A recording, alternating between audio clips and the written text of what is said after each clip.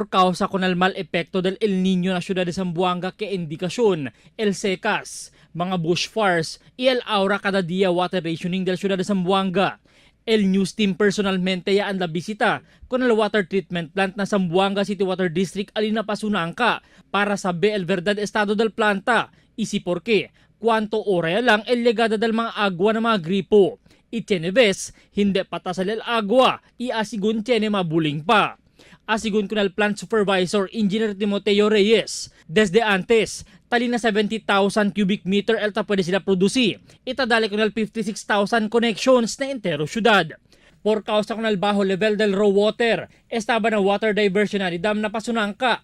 Taliya lang na 46,000 cubic meter elta pwede sila produsi. Itadali con el 18 milya lang koneksyon na manera del water rationing. Y el otro na manera ya lang del water injections del di ila mga water tankers. Este planta is designed to produce about 70,000 cubic meters. But right now, we are operating at 75% capacity lang because of the lack of supply of raw water. So, mga 45,000 yan lang kami pwede mag-produce. Y el makalingasa pa. El posible pa sigun mas largo tiempo el secas este mga tiempo que por causa con el extended El Niño kay prediksyon asigun del pag-asa. As they said, el dila forecasting ang forecast sila kay this is extended daw kano.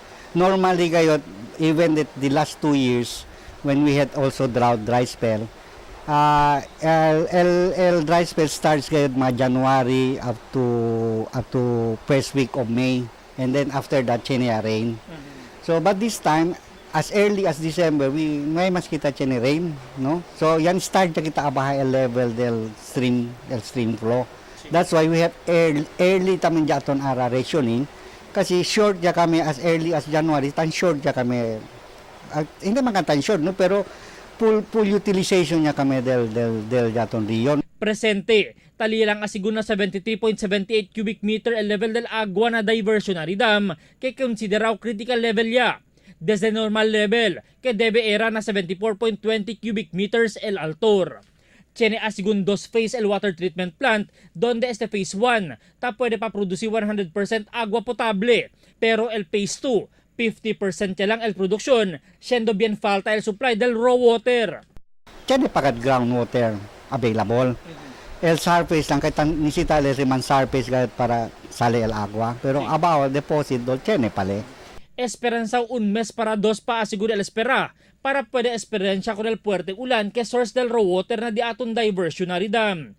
El cosa asigunta puede ayuda na Zamboanga City Water District aura amo el 21 mga water wells sa diferentes mga barangay na entero syudad.